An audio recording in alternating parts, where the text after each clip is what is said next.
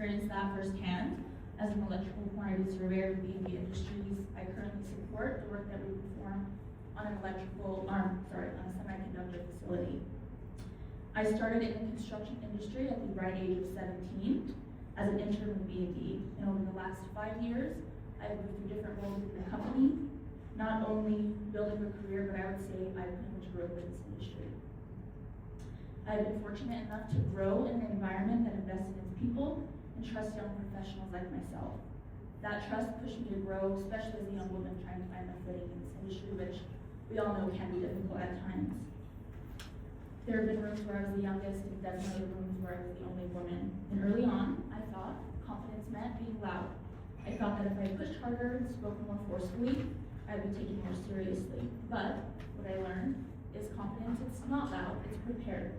When you understand your scope, know your numbers, and take ownership of your work, your preparation speaks for you. I also learned that growth does not wait until you're ready. As women, we can be hard on ourselves. When it comes to stepping forward, we feel like we need to be completely prepared before raising our hand. But for me, real growth happened when I was trusted with responsibility before I felt fully comfortable. The confidence followed the responsibility, it wasn't the other way around. Another shift for me was realizing authority doesn't come from title alone, it comes from accountability. And B&E trusted me with responsibility very early on.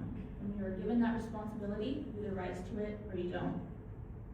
Owning your scope and your outcomes, even when things don't go perfectly, builds credibility, and credibility is what gives your voice weight.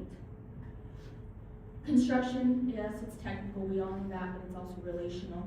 It requires communication, collaboration, organization, and resilience, which are all strengths that women specifically bring to the industry in ways that make teams stronger and projects better.